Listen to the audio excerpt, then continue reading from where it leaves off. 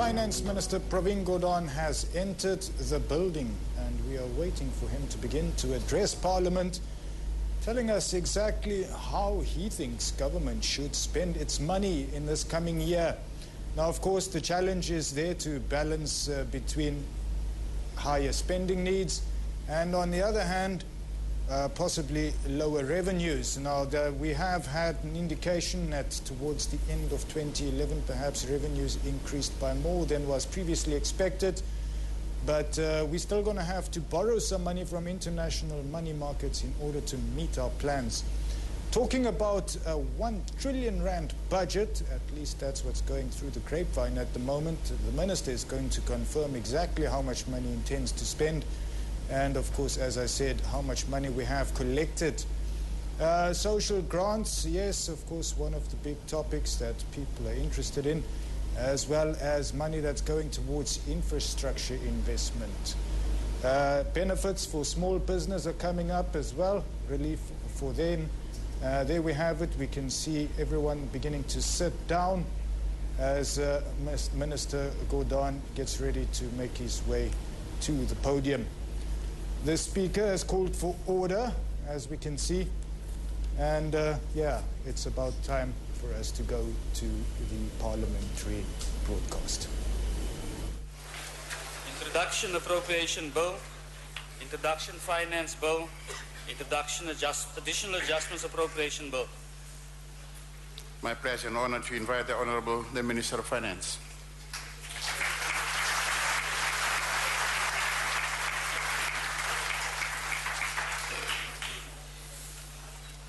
Honourable Speaker, the Honourable Chair of the NCOP, Mr. President, Mr. Deputy President, fellow Cabinet colleagues and Deputy Ministers, the Governor of the Reserve Bank and Deputy Governors, the MECs of Finance, fellow South Africans, ladies and gentlemen.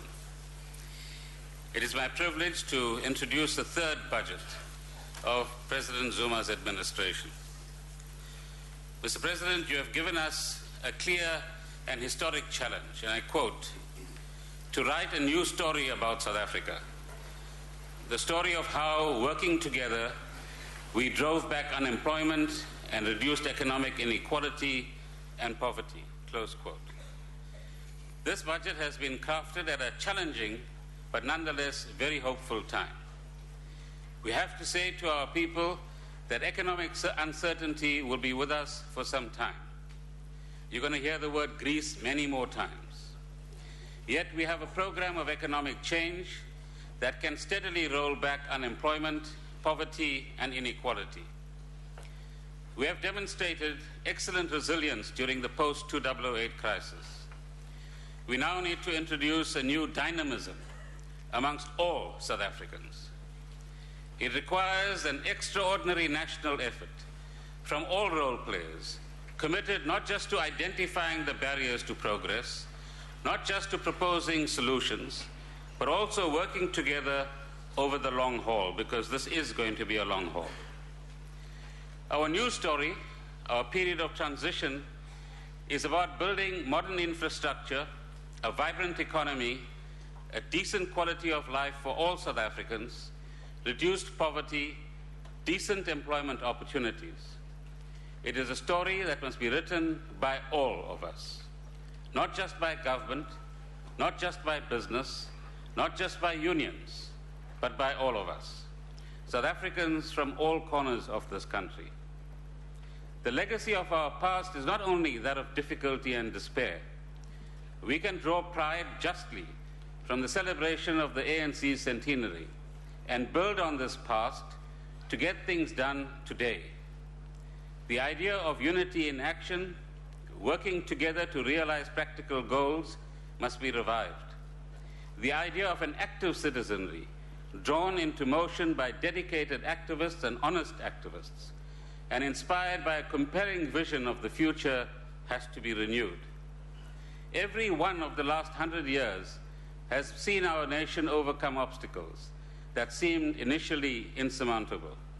Some may have been beyond our control, the result of changes to the environment to which we were compelled to adjust. Some were the result of our failure to act, even when solutions were known to us. Others were the unintended consequences of our own successes. A towering leader of our movement, Ubaba Walter Sisulu, wrote from his prison cell on Robben Island, and I quote, "In a certain sense, the story of our struggle is a story of problems arising and problems being overcome. It is understandable that many of the problems should generate much controversy and emotion.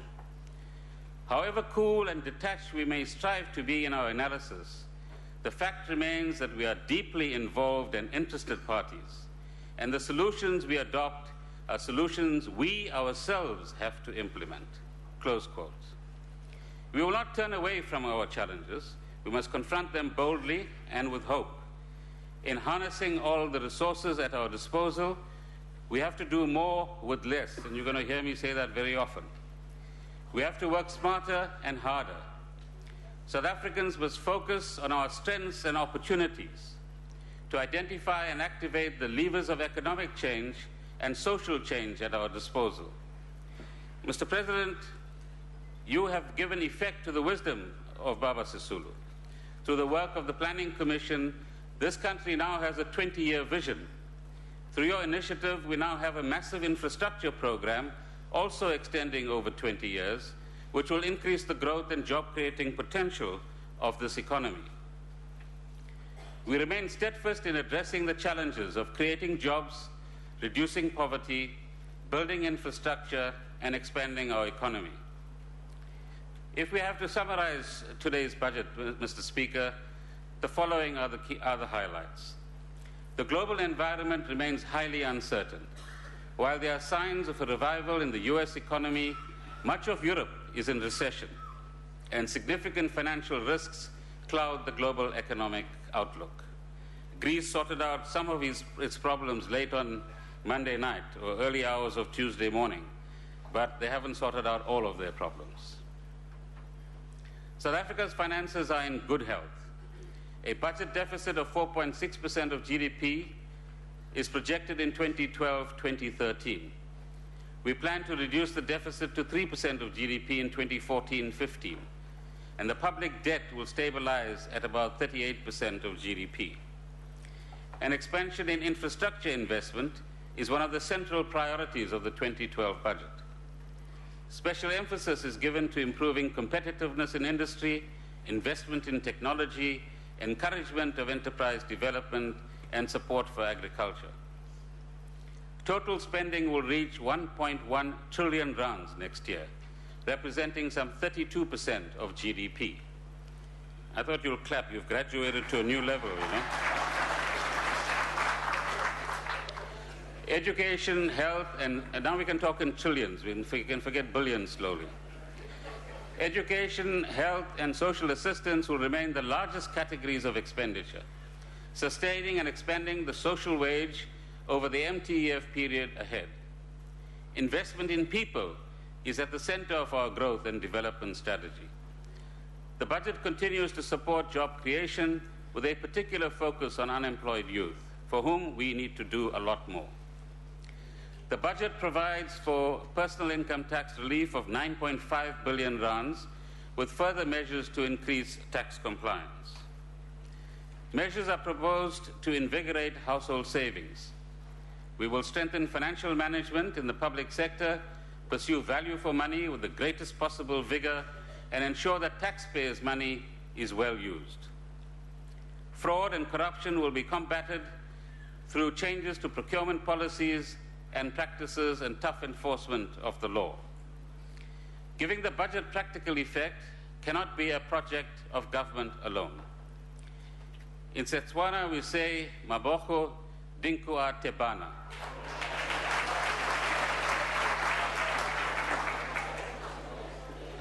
I'm learning. Meaning we have to work together to achieve more. Government has supported the recovery from the 2008 recession, but as we expand infrastructure investment over the period ahead, we have to see business investing in our future as well. Government has expanded social assistance to households over the past decade, But employment and economic growth have to be the main future drivers of income growth and poverty reduction. Government is responsible for developing effective municipalities and broadening access to services. But business, civil society, and organized labor have to be partners in building cohesive communities and promoting much more intensive social solidarity. And so, Mr. Speaker, in tabling the 2012 budget, we have this to say, that this is what we undertake to do, not just as government, but as a nation. Our development requires every one of us to ask, what can I do for my country, my people, and our future? Not what government can do for me.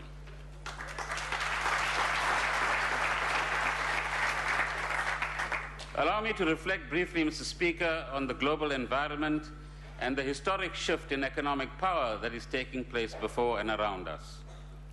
In 2012, global output is projected to expand by 3.3%. That's a far cry from the average of 5-6% we are used to. Advanced economies are expected to grow 1.2%, while developing Asia will grow by 7.3% during 2012, and sub-Saharan Africa by 5.5%. Negative growth is forecast for the euro area, impacting on trade in many other economies, including our own.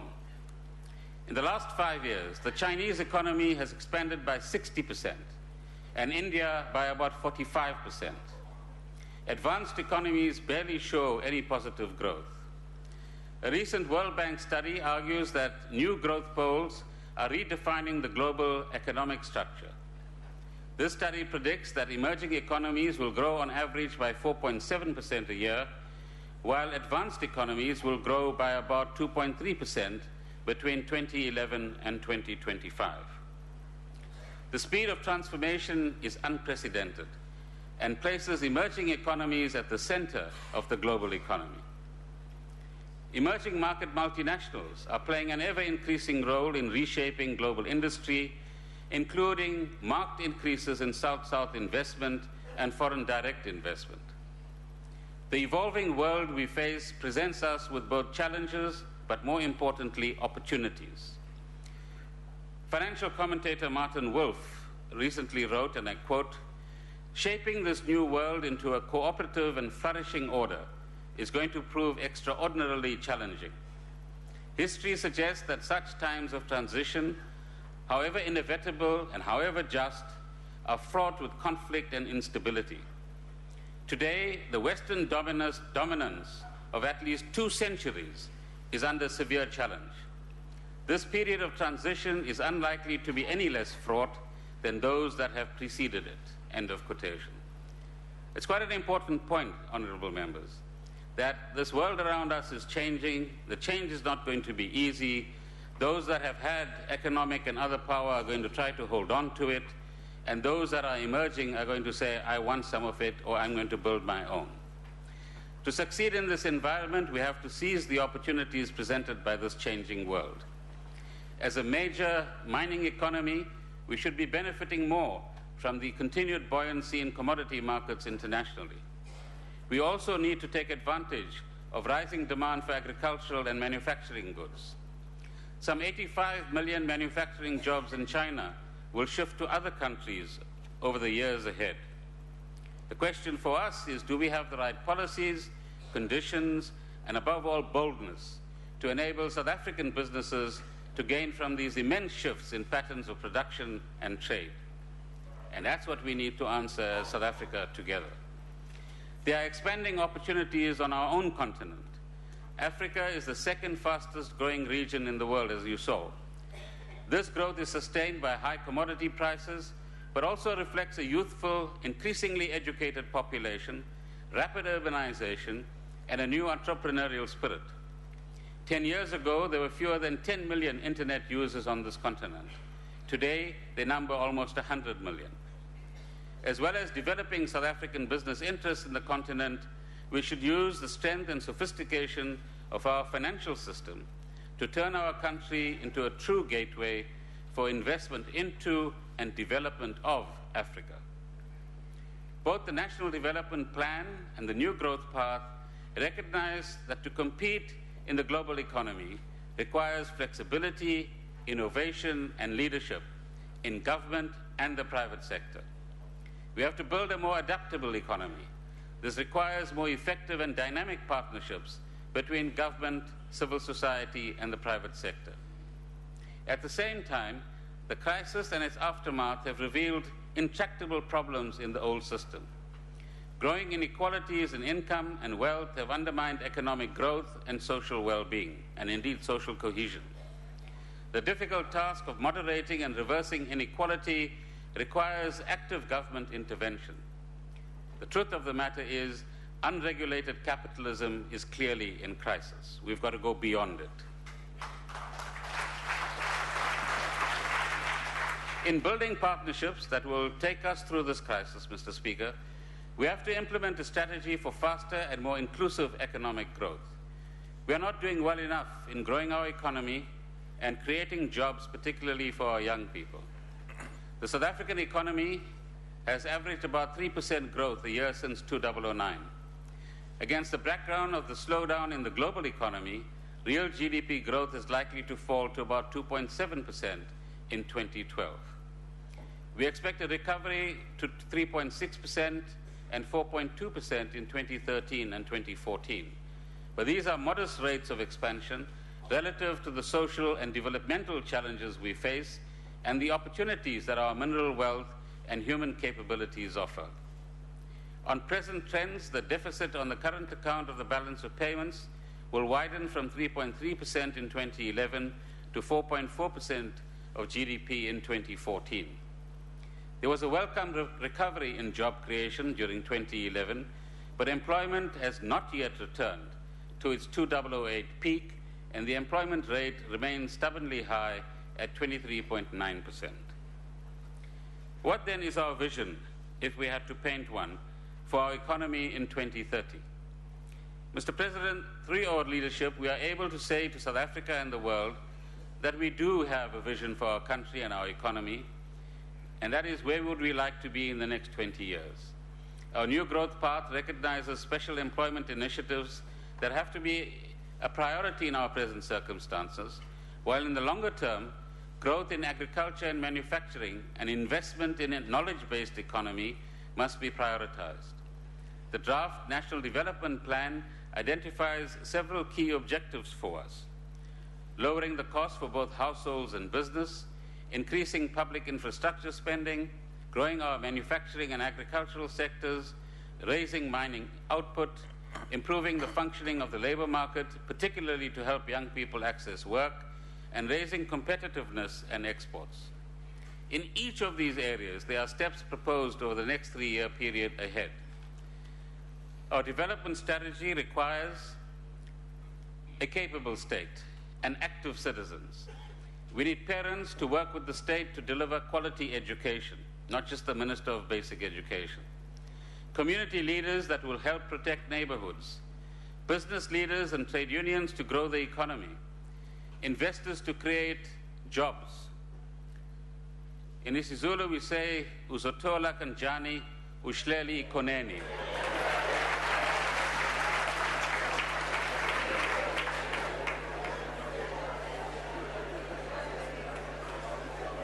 Uzothola kanjani uhleli ikoneni.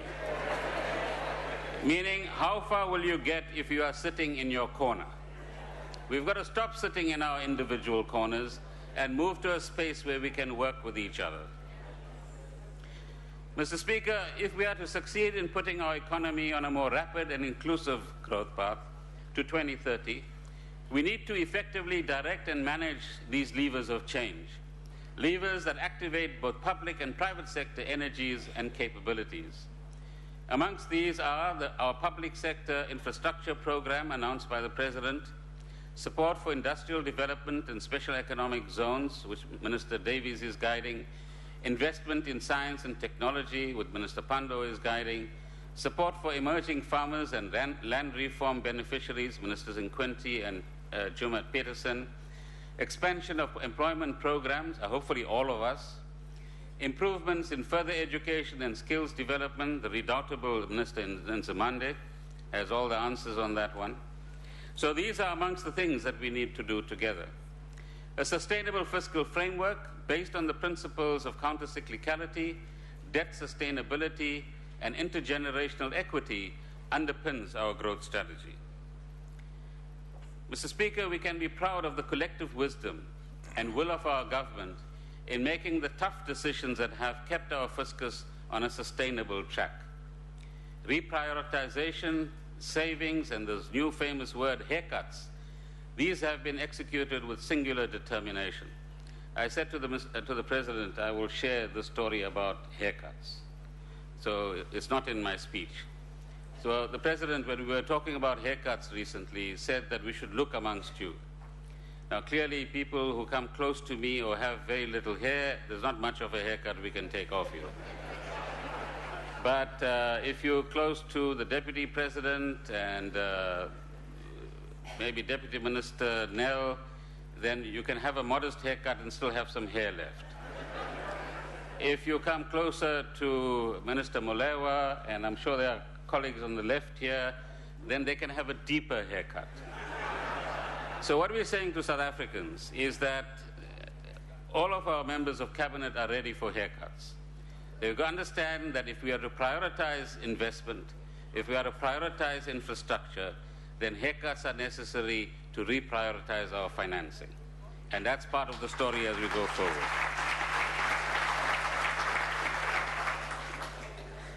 And so that brings us to the question, the consolidated resources available to the state over the MTF period, that is the state as a whole, amounts to some 4.5 trillion rands. Taking into account the investment plans of state enterprises and development finance institutions. Key features of the budget framework include real growth in non-interest expenditure averaging 2.6% over the medium term. This is 2.6% without inflation, which means that even in the slow recovery after the recession, we are still able to take 6% plus 2.6, that 8.6% increase in our expenditure, bringing spending in line with long-term revenue trends. Additional allocations of almost 56 billion rands over the next 3 years, including 9.5 billion rands for an economic support package. Tax revenue is stabilizing at about 1/4, that's 25% of our GDP. A reduction in the budget deficit from 4.8% in 2011-12 to 3%, as I said earlier, in 2014-15. A public sector borrowing requirement of 7.1%, declining to 5%. And the importance of this is you borrow less, you pay less interest, you have more money available to deliver services. And this is in the context where it will rise again as infrastructure programs of the government accelerate. By phasing in our fiscal consolidation over the medium term, we avoid the social and economic dislocation associated with more rapid adjustments, while still stabilizing the fiscal position without burdening the economy and future generations with excessive debt, particularly debt incurred from consumption. A question that everyone was asking is, the President has announced the infrastructure plan, where's the money? The Presidential Infrastructure Coordination Commission has made considerable progress in identifying projects and clarifying long-term investment plans to drive economic change. The budget review lists some 43 major infrastructure projects, adding up to 3.2 trillion rands in expenditure. Over the MTF period, approved and budgeted infrastructure plans amount to 845 billion rands, of which just under 300 billion rands is in the energy sector and 260 billion rands in transport and logistics projects. These projects are funded in various ways. The fiscus meets the cost of public service facilities such as schools, courtrooms, hospitals, and rural roads. Public entities such as Eskom and Transnet finance their investments from internally generated surpluses and borrowing from the capital market. This means they have to generate sufficient revenue from tariffs and charges to repay that debt over time and cover operating and maintenance costs. In some cases, a mix of tax finance and cost recovery is appropriate, and we make budget contributions to the cost of commuter transport services, electricity, water service delivery, particularly to low-income communities. Private sector investment plays a substantial role in several sectors. Access to telecommunication services is financed by the private operators. Our airlines industry has several private sector players.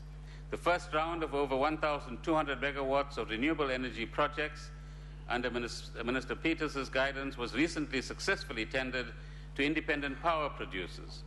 Private sector capacity can also be mobilized through construction and operating concessions, for example, in management of industrial development zones, freight logistics, and ports operations. The Development Bank of Southern Africa will play a coordinating role in raising finance in partnership with multilateral finance institutions, foreign investors, and other investment funds. The IDC, the Industrial Development Corporation, similarly invests directly in income-generating projects in partnership with other investors. South Africa has deep and liquid capital markets through which long-term capital can be raised at competitive rates by government, private state enterprises, and indeed the private sector. Our development finance institutions are capable of raising capital and co-financing investments of the private sector, state entities, and municipalities. These are considerable strengths that most developing countries don't have. They mean that we do not have to rely on expensive external finance or complex structured arrangements. But the key consideration, Mr. Speaker, is the impact and economic viability of our infrastructure investments. The PICC, I'm sure, will ensure expert project assessment subject to appropriate standards of review and public accountability, a critical requirement before investment decisions are taken. And the assurance we give both to government generally and the public is that no good project will be without funding.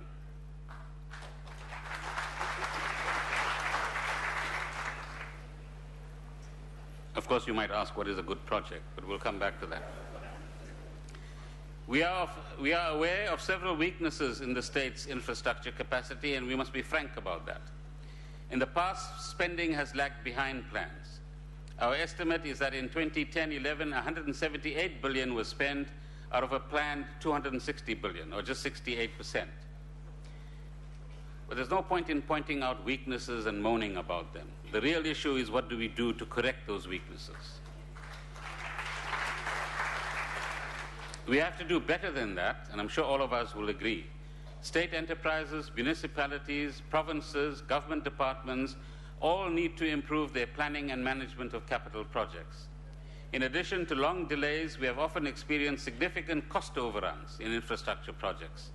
That's a responsibility not just of government, but the private sector as well. So we shall step up the quality of planning, costing, and project management so that infrastructure is delivered on time and on budget. This means that government departments and municipalities that do not spend, underspend, or misspend their allocated funding will be at risk of losing those allocations. The relevant officials will also be held liable for such misdemeanors, if they are any. National Treasury will be proactively monitoring the spending of grants to ensure value for money, adherence to the expanded public works program targets, and implementation of operational and maintenance programs.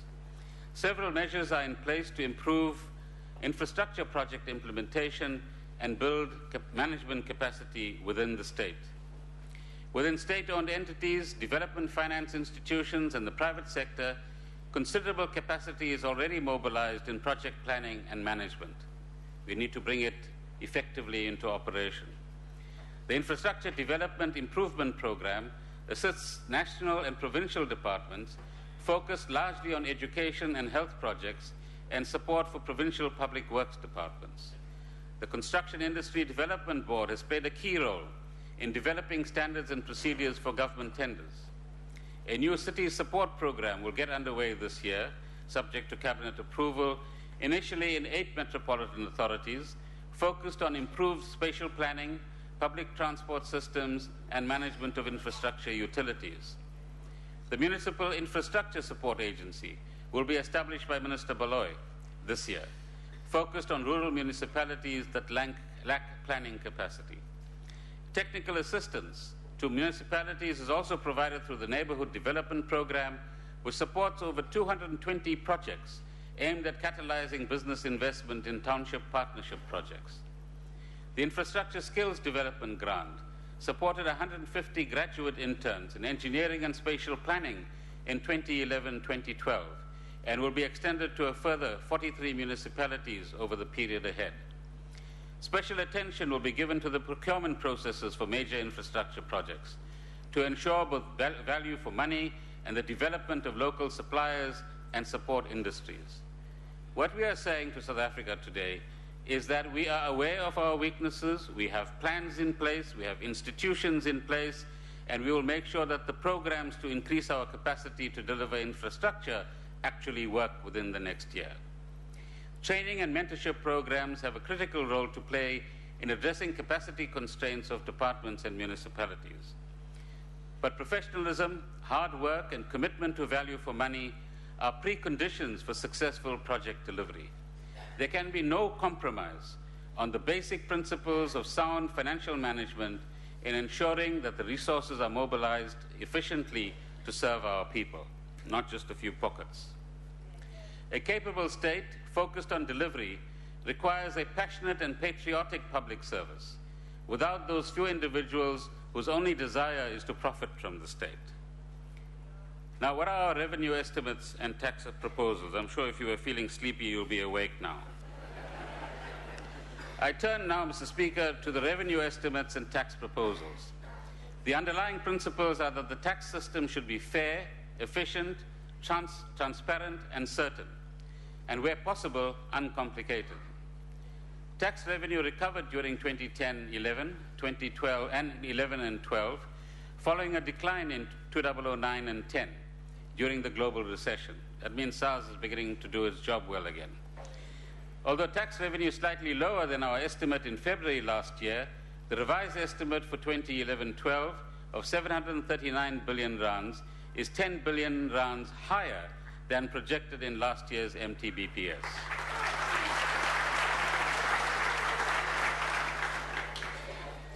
So what are this year's tax proposals? I'll quickly summarize them for you.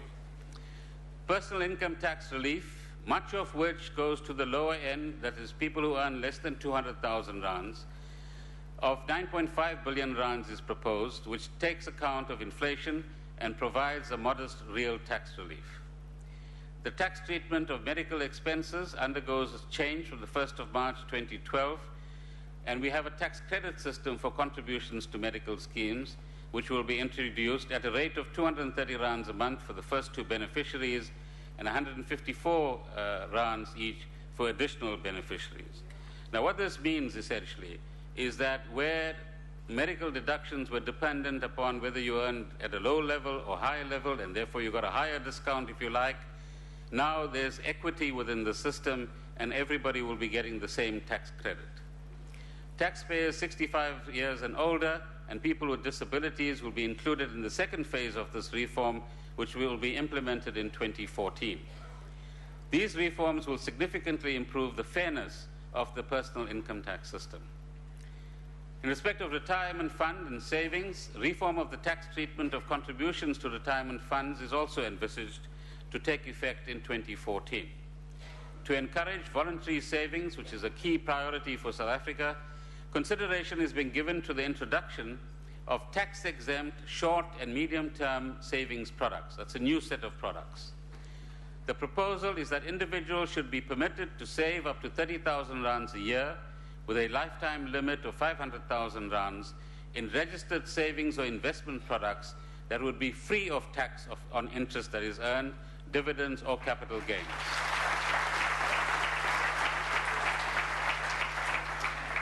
We believe that there must be more such products to attract all income groups in South Africa to increase their savings. The current tax-free interest income thresholds will be reviewed and possibly phased out as part of this overall reform. Full details of these proposals are in the budget review. In respect of dividends tax, the secondary tax on companies, which is the tax that we have currently, will be terminated on the 31st of March 2012, and a withholding tax on dividends will be implemented on the 1st of April 2012. This has been in the pipeline for 3 years now. This will align South Africa's tax treatment of dividends with that in most other countries. Pension funds will benefit from this transition as they will receive dividends tax-free. The dividends tax will be introduced at 15% as opposed to the original 10% we thought. There's a change in capital gains tax. When capital gains tax was introduced by Minister Manuel in October 2001, this was an important step in broadening the tax base of South Africa. In order to reduce the scope for tax arbitrage and broaden the tax base further, the CGT inclusion rate for individuals and special trusts will be increased with effect from the 1st of March 2012 from 25% to a modest 33.3%. And for companies and other trusts from 50% to an equally modest 66.6%. Just before we have too much of whistling, these rates in equivalent countries are 100%.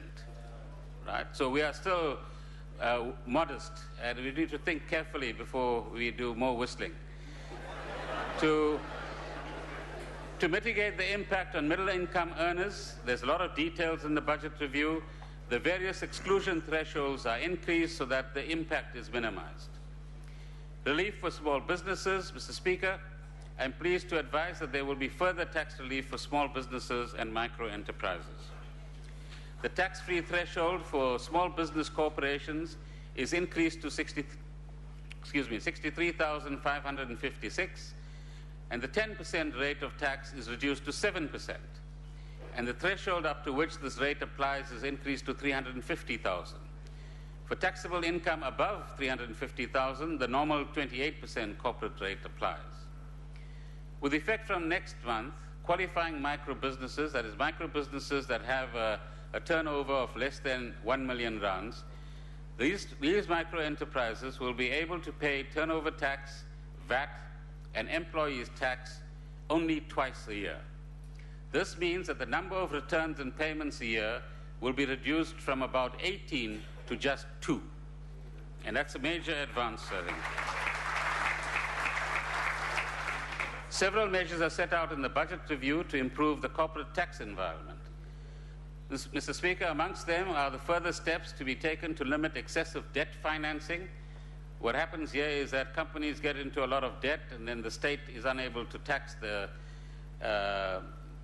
interest that is, or allows the interest to be deductible, and this is then manipulated to ensure that the owners of the company benefit, but you, the taxpayer, suffers at the end of the day. Amendments to the mark-to-market taxation of foreign currency and other financial instruments will be phased in. The governance and tax treatment of property loan stock entities will be aligned with the present treatment of regulated property unit trusts. Tax relief is proposed for housing developers and employers who provide housing below 300,000 rands a unit. And this again is to feed in with what the President announced in terms of the gap market. The Minister of Trade and Industry has published draft legislation to provide for the creation of special economic zones. Tax relief is under consideration for businesses that invest in these zones, including a reduction in the corporate income tax rate and support for employment and training expenses.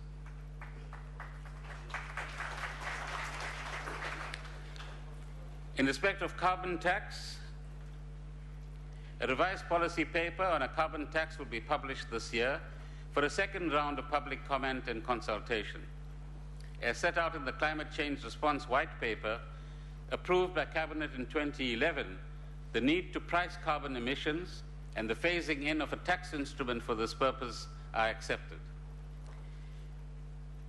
The levy on electricity generated from non-renewable sources will be increased by 1 cent per kilowatt hour without any major impact on consumers as from 1 July 2012, and will replace the current funding mechanism for energy efficiency initiatives such as the solar water geyser program. And as a result, there should be little overall impact, as I've said, on electricity tariffs. Fuel levies, the general fuel levy on petrol and diesel will be increased by 20 cents with effect from 4 April 2012, and the road accident fund will increase by 8 cents to 88 cents per litre. In respect of the Square Kilometre Array project, members of the House will know that under the guidance of Minister of Science and Technology, South Africa is bidding to host the Square Kilometre Array, the SKA, an international collaboration to build the world's largest radio telescope. I am happy to confirm that the project will qualify for VAT relief, which will surely give Minister Pandor the winning edge, we hope, in this contest.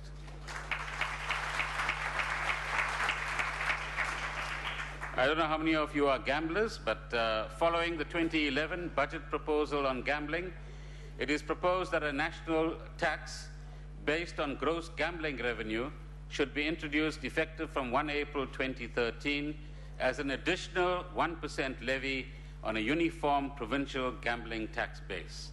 A similar base will be used to tax the national lottery. Now your favorite item.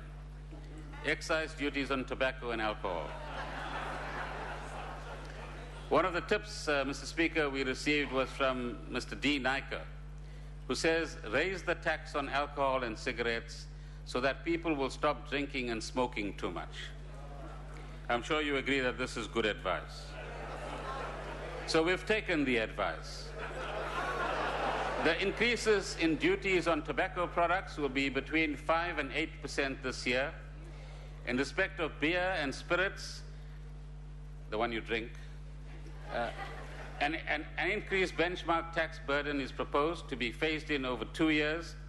The excise on spirits will increase by 20% to 36 rands for a 750ml bottle this year.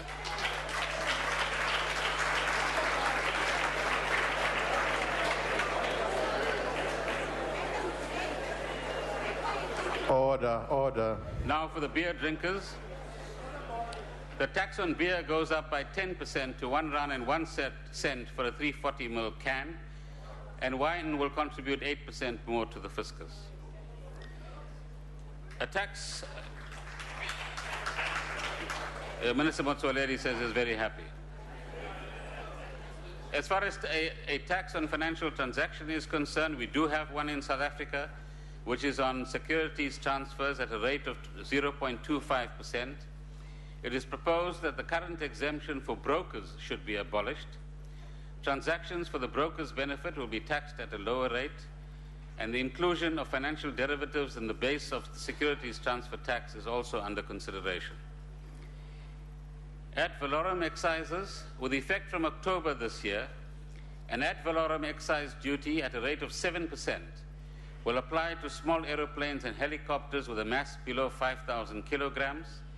A duty of 10% will apply to motorboats and sailboats longer than 10 meters. Obviously, you guys don't own boats. Mr. Speaker, I now turn to tax administration. Whereas several nations around the world are confronting severe austerity measures and significantly higher taxes, we are able to propose overall tax relief of 2.3 billion rands, in part because of the strength of our tax policy and administration, and in part, an important part, because millions of South Africans pay their taxes and duties in full and on time. Let's thank them.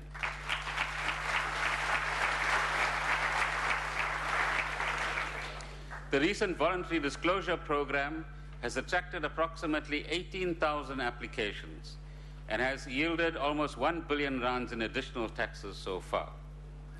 It has also provided very useful insights into the areas of non-compliance that will receive focused attention from SARS, including under-declaration of income such as rental and foreign income and capital gains, claiming of excessive income deductions, under-declaration of VAT outputs and inflating VAT inputs, abuse of share incentive schemes by corporate executives, abuse of benefits granted to foreign persons employed in South Africa, non-payment of PAYE and failure to submit PAYE returns by employers.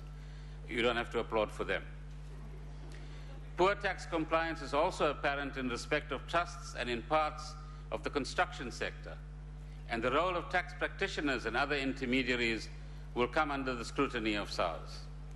Analysis of compliance amongst the country's 34,000 tax advisors shows practitioners owe some 260 million rands in outstanding taxes and have more than 18,000 income tax returns outstanding in their personal capacity.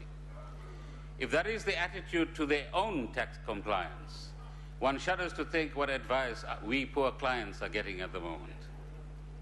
Within the trade environment, customs officials will continue to focus attention on undervaluation of imports, especially in textiles, using a reference price database which industry is helping to update. During the current financial year, SARS has already confiscated 3.4 million articles of clothing and footwear valued at almost 580 million rands. In addition, SARS has seized drugs worth 139 million rands and 683 million sticks of cigarettes valued at 180 million rands. Since April, over 230 taxpayers have been successfully prosecuted for a range of tax-related offences, resulting in sentences totaling 370 years and nearly 5 million rands in fines. A further 1,500 tax-related cases are awaiting prosecution with the National Prosecution Authority. Since 1 April 2011, SARS has issued over 700,000 taxpayers with administrative penalties for failing to submit an income tax return on time as required by law. These and other measures have helped to increase the proportion of on-time submission. And as a result, SARS received almost 5 million returns during the most recent tax season, a 23% increase over the year before. The Tax Administration Bill has been approved by Parliament. It incorporates the common administrative elements of current tax law into one piece of legislation and makes further improvements in this area. The bill is expected to be promulgated and most of its provisions brought into force in 2012. During 2012, South Africa will establish a dedicated ombud for tax matters. The office is intended to provide taxpayers with a low-cost mechanism to address administrative difficulties that cannot be resolved by SARS. Mr. Speaker, in preparation for this budget, various consultations occur, including a wide range of tips from the public. This year, a pre-budget consultation was held with NEDLAC constituencies. And amongst the issues raised very constructively and usefully were the following: the need to shift expenditure towards investment rather than consumption activities, sustainability of increases in the public sector wage bill, rapid increase in administered prices, reinforcing taxes on luxury goods and more effective taxation of the super-rich, budgetary support for rural development and more effective strategies for eliminating poverty, financial transaction tax, improving financial management, support for the Community Works program, responding to rising food prices. Many of these recommendations find resonance in the contents of the budget and our spending proposals, and we thank the NEDLAC constituencies for their contribution. What are the medium-term expenditure proposals? In our spending recommendations, Mr. Speaker, we have taken the advice of Amanda Mzulwini, and I quote, "I think that you should spend money on things that matter, like improving healthcare, building more schools in the rural areas, and building clinics," close schools. And so, as far as job creation is concerned, which is a central priority of government, an additional 4.8 billion rands over the 2012 period is provided for the expanded public works program, bringing its allocation to a total of 77.8 billion rands.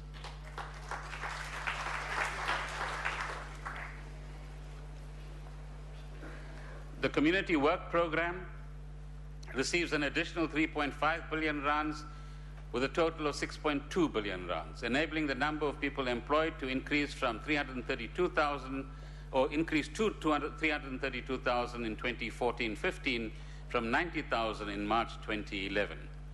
We will continue to increase allocations to this program over time. Working for water and working for fire receive an additional 1.1 billion rands with a total of 7.7 billion rands, providing a total of 135,000 jobs over the medium term. The non-state sector program receives an additional 345 million with a total of 1.1 billion rands.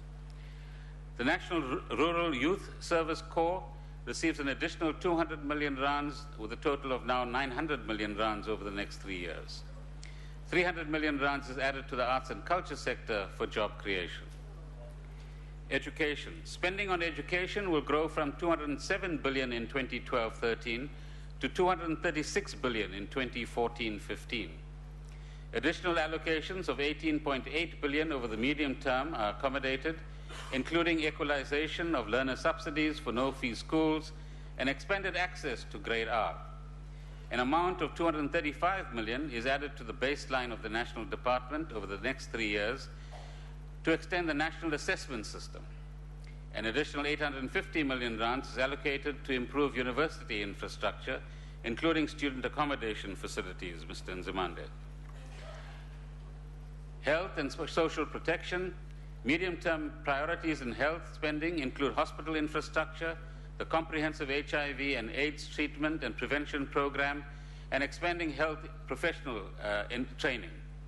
Progress in these areas will strengthen the public health system, paving the way for the introduction of national health insurance. The health sector is allocated an additional 12.3 billion over the next 3 years. 1 billion is allocated for the national health insurance pilot projects, increasing primary health care visits.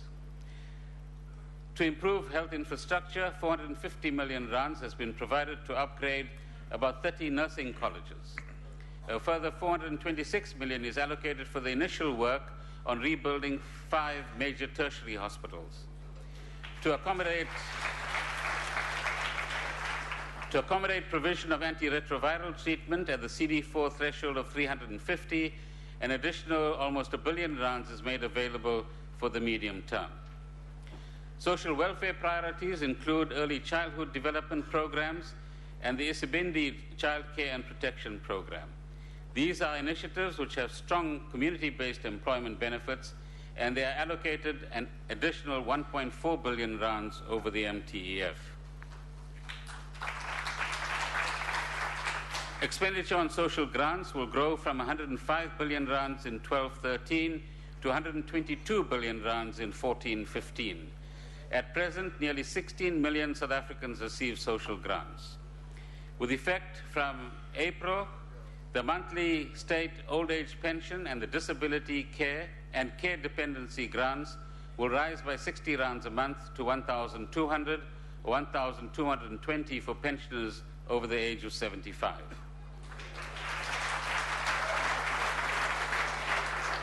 Foster care grants will increase by 30 rands to 770, and the child support grant will increase to 280 rands.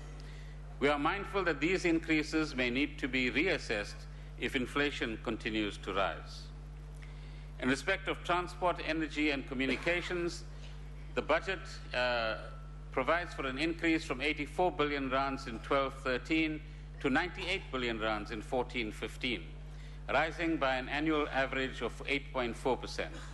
A devolution of public transport services to metropolitan municipalities will be phased in over the period ahead, allowing for better integrated public service transport networks, including rail and bus rapid transit systems.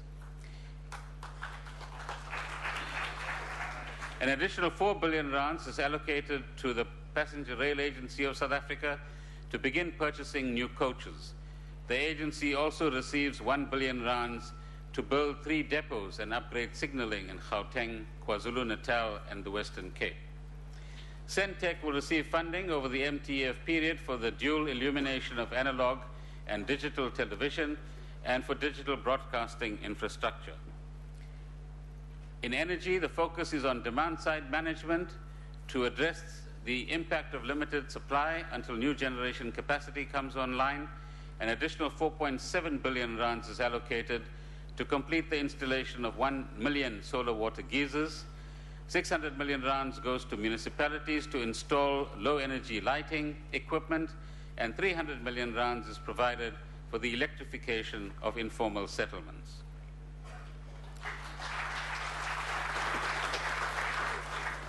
Human settlements and community amenities. Investment in municipal infrastructure and human settlements will grow from 120 billion in 12-13 to 139 billion in 14-15. Additional allocations of almost 10 billion rands over the medium term are proposed, including informal settlement upgrading, a wastewater treatment plant in Seribeng, bulk water systems in Sekukuni, and water systems in the OR Tambo district. Financial support for housing development is expanded over the period ahead.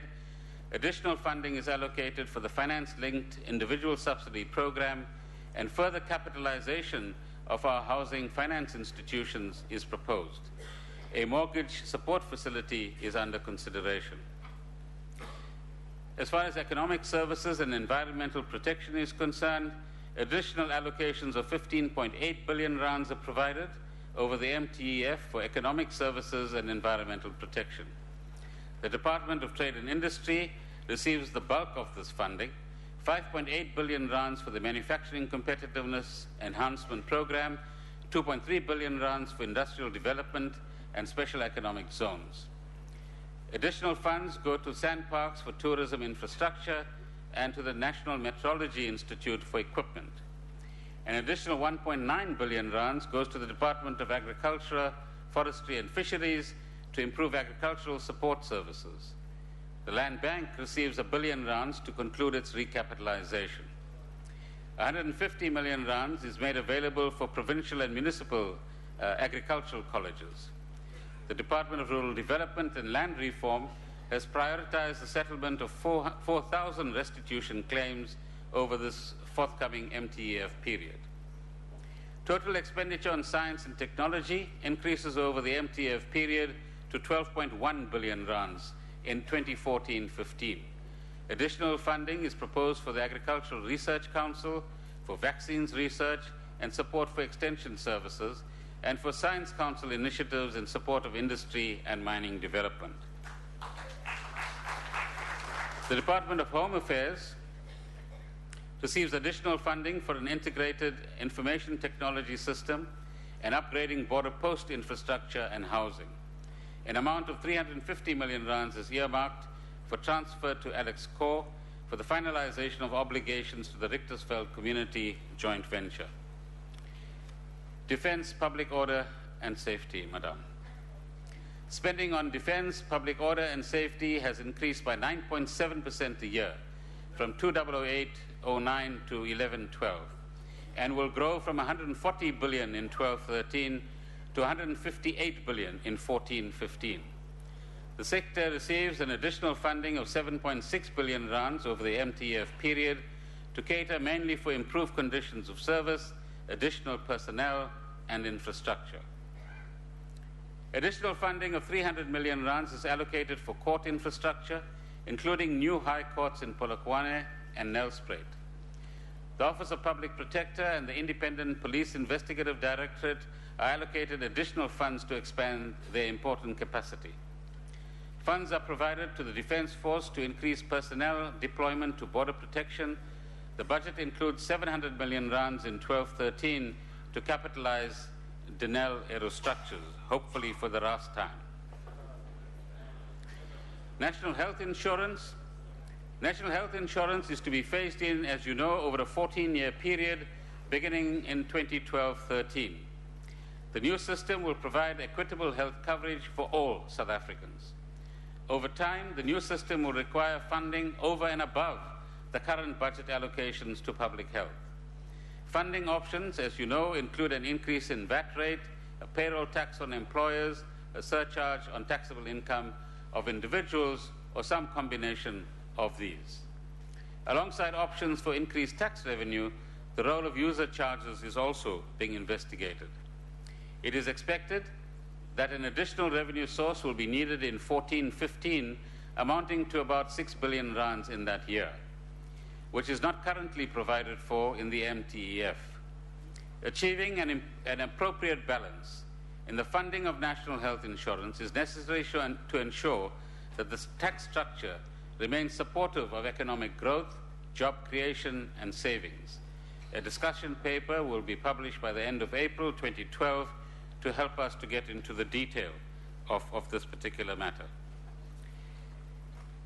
The Gauteng Freeway Improvement Program. I am mindful that the introduction of tolling to finance this program has caused considerable public reaction. We have listened carefully to the various suggestions and appreciate the difficulties that might be faced.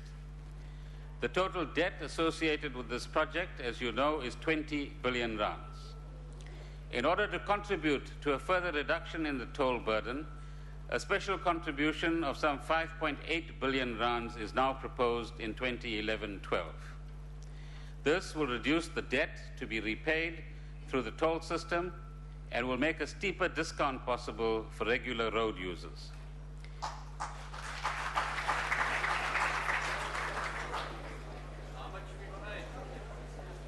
A little bit of patience. It is important to remember that road users' charges also serve an important demand management function on roads that are heavily congested. Users benefit through lower vehicle operating costs, time savings, and improved safety. In addition to improved maintenance of regional and provincial roads, is made by the additional revenue that our toll roads actually generate. Going forward, government will carefully evaluate future road infrastructure funding, and in addition, the further development of efficient, cost-effective public transport systems will receive the urgent attention of the Department of Transport. What I can tell you is that Cabinet this morning looked at a package of proposals to take this matter further. And let me outline this package for you on behalf of the Minister of Transport. The first part of the package is what I've just announced, that from the fiscus, and we are fortunate to have additional revenue from SARS and some other additional money available, we then make available 5.75 billion rands for SANRAL to reduce their debt. Per month will be 550 rands. In other words, even if you are a frequent user and your bill turns out to be 1,000 rands, you will only pay 550 rands. It's capped at that level. In addition, there will be a 15% discount after 400 rands per month to remove uncertainty and provide relief to frequent users. In addition to that, there will be what is called a time of day saving for heavy vehicles of 20%. SANRAL will announce the times, for example, from 10 o'clock in the morning to 3:30 in the afternoon, when the roads are not unlikely to be congested, and if these heavy vehicles travel during this period, there will be a 20% discount. The upgrading of provincial roads, as I indicated earlier, which link the metropolitan municipalities, such as the R55 and the R101, will be prioritized by the province over the short to medium term. Government itself will invest further and speed up public transport upgrading so that the public has alternatives. The debt of SANRAL, as a result of these important announcements, will increase to 59 billion rands. And an appropriate piece of legislation will be tabled by the Minister of Transport shortly. Tolling will start on the 30th of April 2012. I believe that this is a very important and constructive outcome of a long set of interactions that have taken place between government and the South African public. We've learned a lot of lessons. These lessons will be applied in terms of plans for future roads and their construction, and I believe it's time for all role players to set aside their differences, settle on this very generous compromise, and let's go forward to a new future.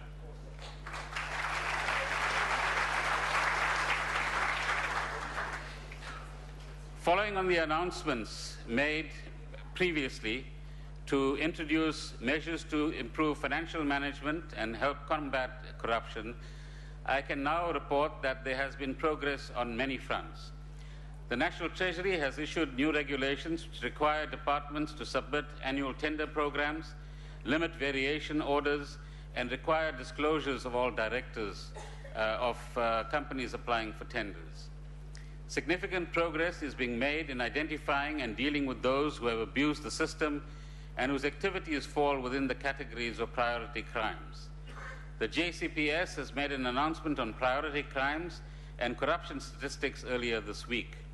I want to thank Ministers Mtetwa and Khadebe for the cooperation of their departments and agencies under their management. Our joint multidisciplinary approach to investigations is beginning to bear fruit. I also want to express strong support for the COSATU initiative Corruption Watch. We call on ordinary South Africans not to sit back, not to accept bribery when they come across it, whether it is in the public or the private sector. Contact the hotlines. Contact the hotlines that are available in government departments. Contact Corruption Watch. Don't accept bribery. Don't become part of any corrupt activity. There are further steps National Treasury will soon take to improve our procurement capability as a government.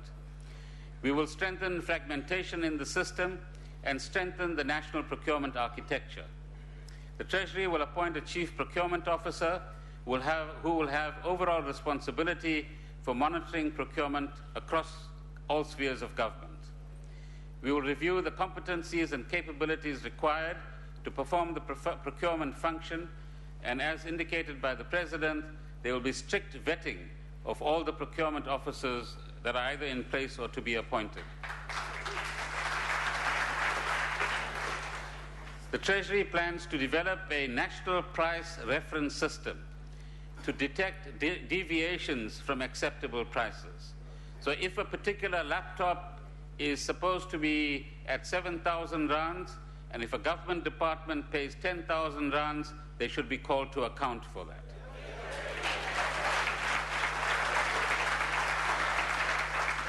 But of course, the business that invoiced for 10,000 rands must also be called to account. The tax clearance system will be strengthened to ensure that those who have defrauded the state cannot do business with the state in the future.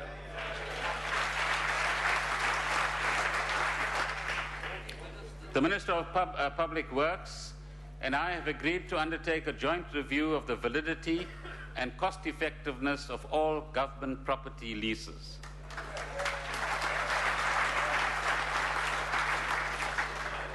Steps will also be taken to improve the ability of departments to set specifications for tenders. During the past year, Mr. Speaker, it has been necessary to take steps to address financial management weaknesses that have undermined service delivery and put financial sustainability at risk in several provinces. The interventions in all three provinces are underway. As you know, the cash crises have been averted, I hope. We shall continue to work hard at building institutions and systems where weaknesses have been identified, and we must do this in order to restore the trust of our people in our capacity to govern. There are several lessons of general application from these interventions. We need stronger rules as government to ensure that legitimate creditors are paid within the legally prescribed 30-day period, not more, not less. We need better procedures to ensure that staff appointments are not made without the necessary budget allocations and cash availability. And we need to reduce administrative staff in our system in favor of frontline teaching, nursing, and service delivery personnel.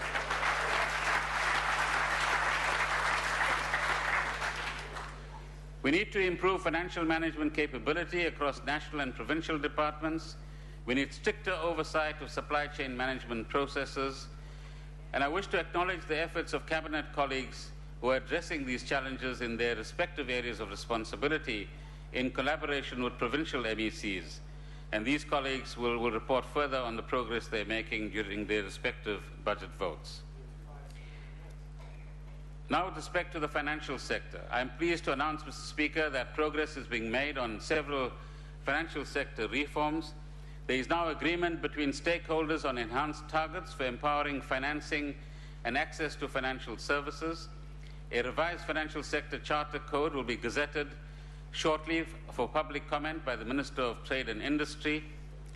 This has been an intractable negotiation, but it's now concluded, and congratulations to everyone concerned. More appropriate and balanced capital adequacy and liquidity standards are being phased in for banks, and similar reforms are planned for the insurance sector. As announced last year, we intend to shift towards a twin peak system of financial regulation where we separate prudential from market conduct supervision of the financial sector. Consultations will continue this year with a view to tabling legislation in early 2013. Proposal will be published for simplifying and modernizing procedures for cross-border investments into and out of South Africa. After taking public comments, Treasury recognized that some of the barriers identified also apply to domestic investors. We intend to consult further to explore how we can lower costs and barriers to all investments in South Africa. A series of discussion papers will be released this year on promoting household savings and reforming the retirement industry. Consultations with the industry, employers, and trade unions will take place on these reforms. Among the issues are improved governance over pension funds. There's too much of money still being stolen from pension funds, including more effective interventions to eliminate corruption and fraud, and ways to improve preservation of retirement fund assets to ensure higher levels of income for our people in retirement. Fees for many products in the financial sector remain too high. High costs in saving products undermine the national objective of getting our people to save more. The financial industry must take more urgent steps to reduce costs and introduce more appropriate and transparent saving and investment products, including annuities. There is also much to be done to improve market conduct practices in the financial sector. The Treating Customers Fairly initiative of the Financial Services Board will be accelerated to protect customers more vigorously. Our financial institutions should also recognize the important role of women in our economy. This progress amongst those companies needs to be reported more transparently. I thought the women will be happy with that.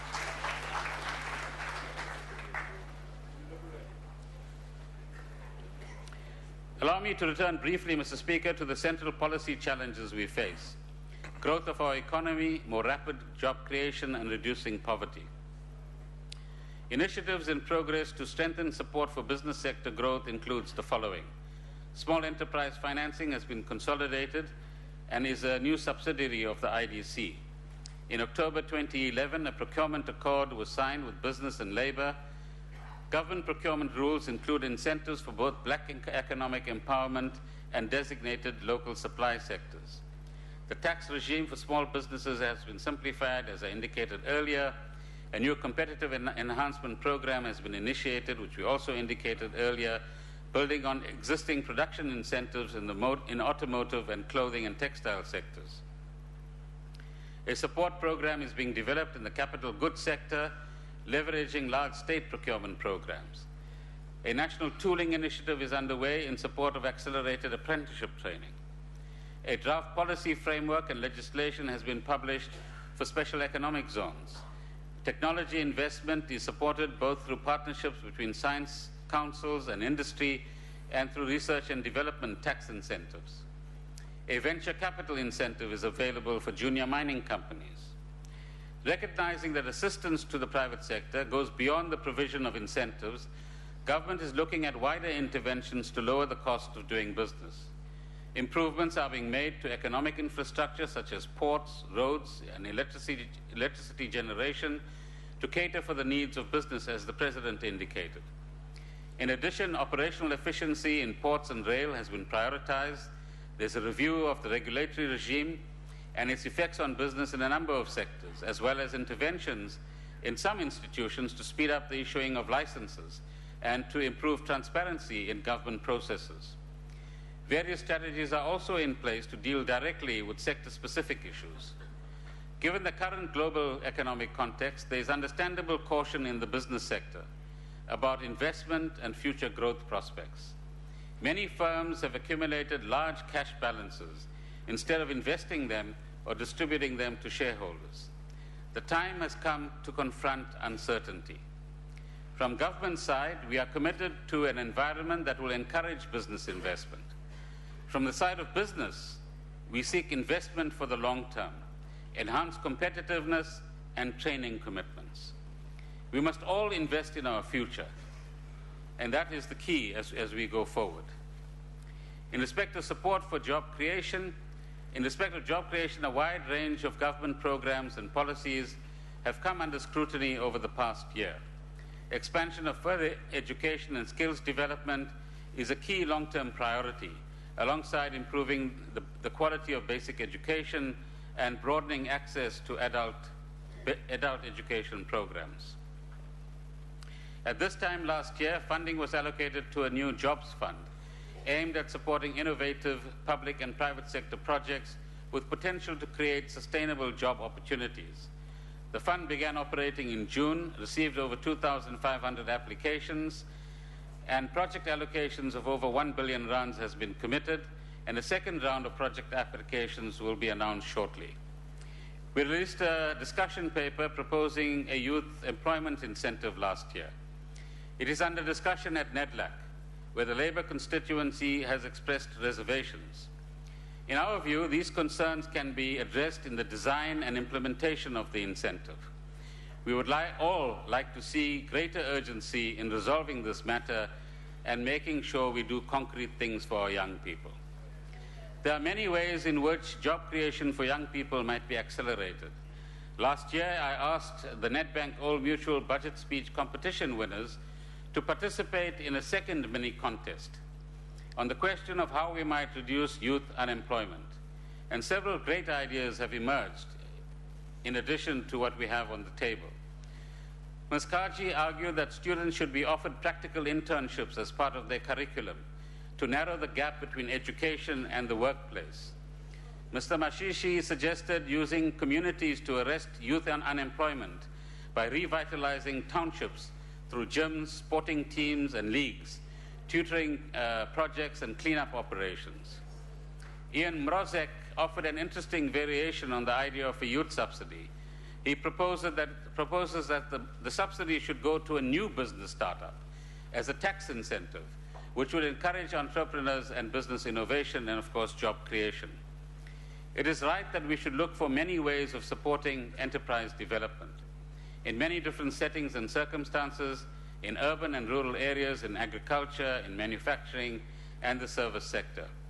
We have to move beyond debate, however, and find the policy levers that will make a difference to the pace and dynamics of job creation across the whole of our economy.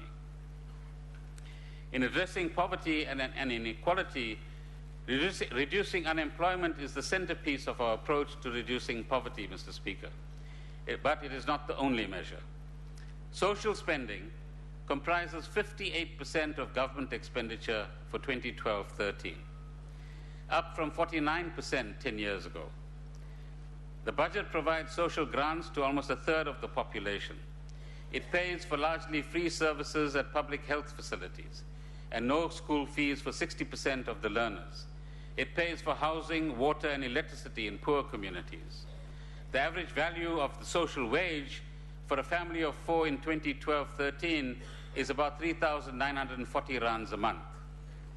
This represents a substantial investment in household living conditions financed through a broadly progressive tax structure. This is the contribution that all South Africans make towards the poor in our society. Social security reform and the phasing in of national health insurance will improve the effectiveness and coherence of distribution through the fiscus. But of course, redistribution is not a substitute for economic growth and job creation.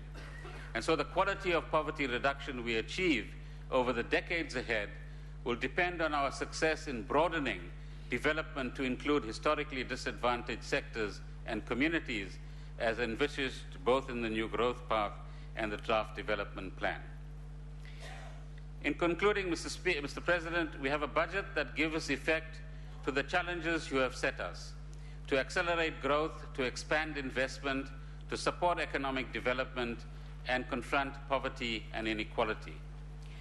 My profound appreciation goes to President Zuma and Deputy President Motlanthe for their support and wise counsel in finalizing the budget and, of course, throughout the year.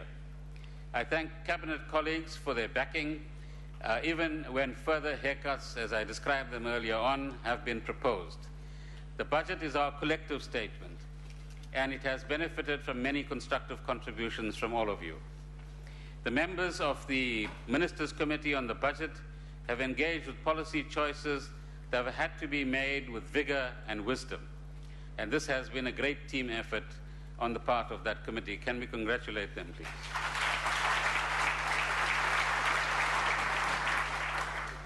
Deputy Minister Nene, he says, is the Deputy Minister of Substance, has taken on an expanded set of responsibilities over the past year and has been a very valuable deputy. My thanks to him.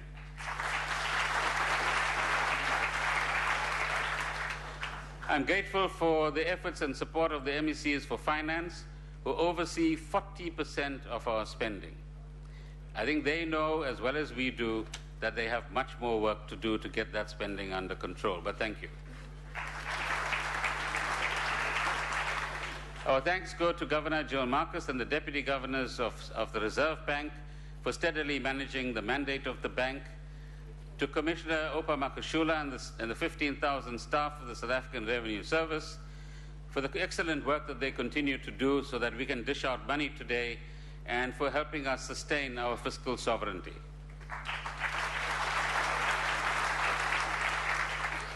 To Jabu Malaketi, the chair of the DBSA, and its CEO, Paul Baloy, who have a major contribution to make to the infrastructure program. The Financial and Fiscal Commission and its acting chair, Bongani Kumalo, for their very useful advice and inputs. The leadership of the PIC, the Land Bank, the Financial Services Board, the Financial Intelligence Center, and the Government Pensions Administration Agency, all of whom play a very valuable role in our overall system.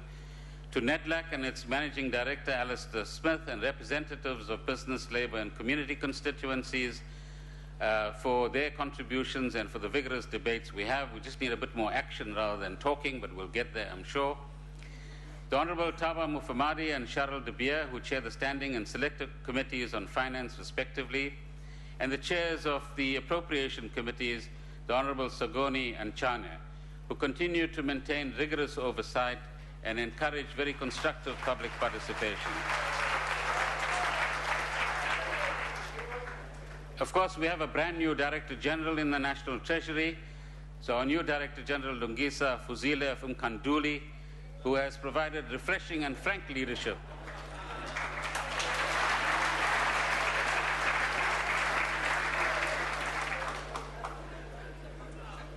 And of course, this is his first budget. The National Treasury team, whose hard work makes the high standards of our budget documentation and the management of our fiscus and our financial status as a country remain a source of pride. So thank you very much. The staff of the ministry, who always work extremely hard and are very supportive, thanks to you as well. And of course, to my family, who provide invaluable support.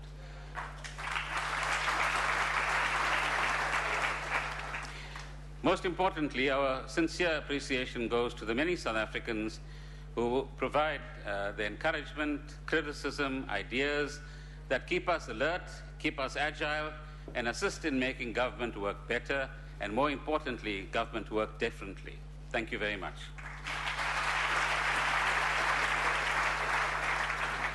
Honourable Speaker, I table these budget documents in front of us. I won't read out what exactly they are. And I want to finally conclude on two notes. In former President Mandela's words, and I quote, "The future of our country is in your hands." Not just in this chamber, but outside as well. So let me repeat, the future of our country is in your hands. It will be what you make of it today. In the competitive international marketplace to which we are opening our economy, success and even survival of the nation will depend on you. We have demonstrated excellent resilience, Mr. Speaker, during the post-2008 crisis. We now need to introduce this new dynamism that we spoke of earlier amongst all South Africans. And all of us need to ask, what can I do for my country, my people, and our future? Thank you.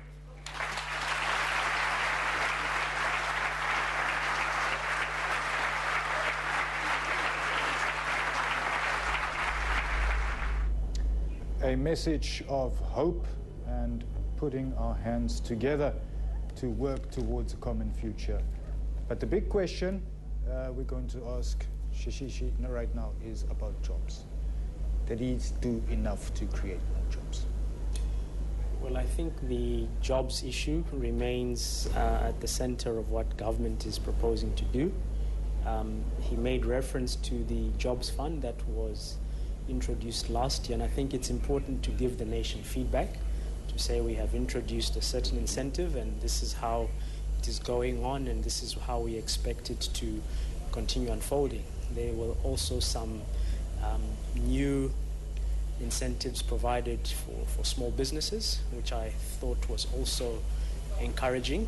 And the infrastructure program that will be rolled out will definitely have a positive impact on job creation. So I think that something good with respect to jobs has come out of the budget. What's lacking though?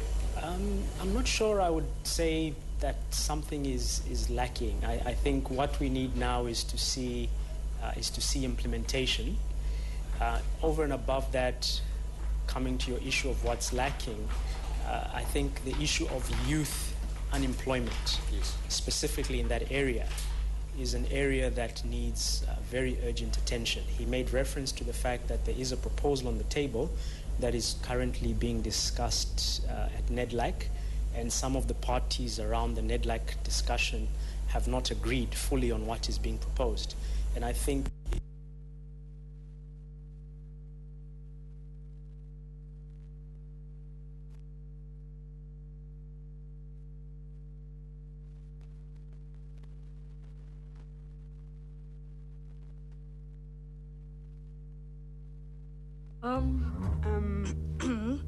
you might occasionally experience when you have your, during your... Now to the steps of Parliament, where Lucanio is standing by. Gunther, thank you very much and good afternoon. I'm standing here with Dr. Peter Mulder, who is the leader of the Freedom Front Plus. Sir, good afternoon and thank you for joining us. Your opinions, first of all, on the budget speech. Yeah. Well, broadly speaking, I was a bit surprised that he succeeded to balance the budget with more expenses on the one side and then the revenue on the other side and get the deficit under 5%. I think I don't think it was possible, maybe because there was more income tax, 10 billion more than they expected, and I think that is positive. I think also it's positive that measures to stimulate saving. We nearly read that, and you can now save money without paying taxes on that. The toll roads, important, being a big issue. Finally, hopefully we'll get to some finality. The government make a contribution, we all pay less. I think it helps a bit, but I'm not sure that we solved the problem. There's a ceiling now. Ek dink dit is baie slim om 'n plafon op te sit, so as jy meer as R500 'n maand uitry, hoef jy nie te betaal nie. Ek verstaan glad nie waarom taksies nie ook betaal nie. Hulle kan tog sekerlik ook tot by R500 gaan. Ek dink dit sal help. Ek sou graag iets wou gehad het oor salarisse, dat staatsdienssalarisse beperk word binne inflasie en nie hand uitdruk soos nie. Verlede nie, ons het niks gehoor daarvan nie. En dan is ek baie bekommerd oor die brandstofheffing. The fuel levy at the moment, 20%. Surely it will have impact on inflation. It will have impact on food prices. It will have impact on agriculture. And that worries me that that will be negative in the long run. Right. Fuel levies obviously will then have a negative impact, as you're saying, on on food and all of those kinds of things. But then obviously there was a little bit of a tax break in terms of personal income tax. Yeah, that's very important. And the tax break was for the middle and the lower income. And I think that's important because really we need to help those people that's suffering at the moment, and hopefully they will start spending.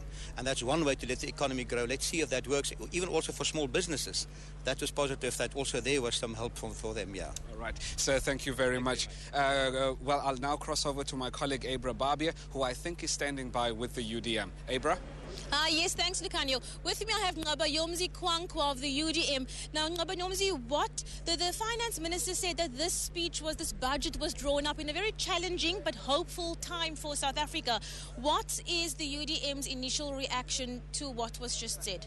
Overall, we're very satisfied with what the minister actually covered during his budget speech, especially the focus once again on infrastructure development, which is an issue that we've been championing as a United Democratic Movement. But we're also saying, for example, what's going to be important is, focus on project management over the next couple of months, because that will ensure that to a certain extent we're able to control and manage public sector debt to a sustainable level, and at the same time highlight the important thing that the minister talked about, which is intergenerational fiscal equity. so that young people don't actually carry the burden of the debts that we make today. But at the same time, if, for example, we don't look at how we can fund, let's say, or improve revenue generation, other than focusing on fuel levy, in the future it simply means we're going to have a problem, because that's going to have an inflationary impact